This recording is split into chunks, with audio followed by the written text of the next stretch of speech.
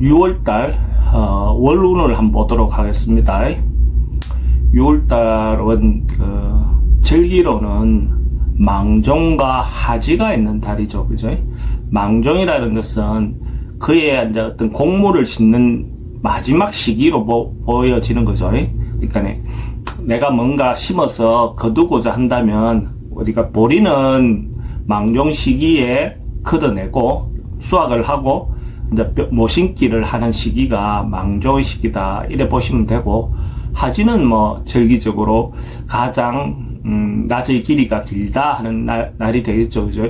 낮의 길이가 가장 길다는 말은 가장 희망적이고 뭔가 밝고 긍정적인 기운이 가장 넘치는 시기가 하지다 이래 보셔도 좋고, 어쨌든 양의 기운이 많다는 것은 굉장히 긍정적이죠. 그래서 1년의 어떤 모든 일어날 수 있는 어떤 그런 부분이 하지, 지금 이 6월의 어떤 기운이 전반적으로 봤을 때 요때까지 준비하고 노력한 것이 결국은 올해 한 해의 수확이다 이래 볼 수가 있습니다. 그러니까 굉장히 중요한 시기죠. 지금 6월달까지 내가 확정하고 뭔가 결론 내놓은 거, 뭔가 준비한 것이 결국은 올해 한 해의 농사와 같다 이래 보셔도 좋습니다. 월 간지는 경호월이죠. 경호월이라는 것이 어떤 것이 결론 나고 정리되고 한 것이 확정되어진다 이래 봐도 되죠. 경호라는 그 글자가 또 갖고 있는 의미가 지금 절기상으로 갖고 있는 의미와 굉장히 유사하죠. 경호라는 그 자체가 갖고 있는 의미가 결국 뭔가 결론 내고 마무리된 것이 확정되어지는 것, 결론에 대해서 확정되어지는 시기가 경호월이다 이래 보시면 됩니다. 그 경호월까지 내가 노력한 것이 결국은 가을의 수확으로 올 수 있는 어떤 그런 시기라고 볼 수 있습니다. 소띠는 주역 해상으로는 수풍정이라는 상이 나왔어요. 수풍정이라는 것은 어째 보면 폭풍우가, 그러니까 비도 오고 바람도 불고 하는 그런 상으로 볼 수 있죠, 그죠? 비바람이 치는다 이래 상으로 볼 수 있습니다. 근데 수풍정이라는 말은 그 비바람이 치고, 그 비바람이라는 것은 어려움, 시련, 고난 뭐 이런 상으로 볼 수 있죠. 그런 상을 하고 난 다음에 정이라는 운물정이 만들어진다는 것은 그러고 난 다음에 어쨌든 유용한 실제로 필요한 어떤 운물이 생긴다 하는 것처럼 고난을 겪어내고 시련을 극복해내고 나면 자기인데 어떤 이로운 어떤 일이 생긴다, 좋은 일이 생긴다. 그래서 고진감래를 하죠. 그래서 결국은 자기가 어려움을 극복하고 나니까 좋은 일이 생기더라 이렇게 보셔도 좋습니다. 근데 어쨌든 자기가 생각하고 희망하고 있는 일이 있다면 바로 실천에 옮기는 것이 좋습니다. 띄엄띄엄 걸고 이렇게 주저주저 하다 보면 그 기회가 놓칠지도 모릅니다. 그래서 자기가 생각하고 있는 일이 있다면 적극적으로 시도해 보시고, 또 그 사람들 간의 사이가 좀 문제가 있는 사람이 있다면 적극적으로 풀어보는 시간을 갖는 것도 좋아 보입니다. 사업하시는 분들은 사실은 뭐 상황이나 이런 부분들이 좀 막혀서 쉽게 풀려나가지 않는 어려움이 생기는 그런 운입니다. 그렇지만 그것도 또 하나하나 또 맞아 주어진 어떤 상황에 맞게끔 이렇게 해결해 나간다면 오히려 또 더 좋은 기회가 올 수도 있겠죠.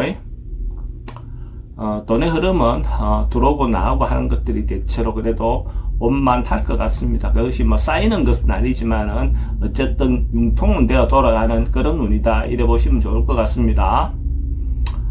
소망하고 희망하는 것은 뭐 소소한 것들, 그냥 일상적으로 생길 수 있는 어떤 그런 것들은 뭐 이루어지지만, 자기가 좀 더 크게 희망하고 있는 것들은 조금 성사되기 좀 어려운 그런 운이다 이래 보셔도 좋습니다.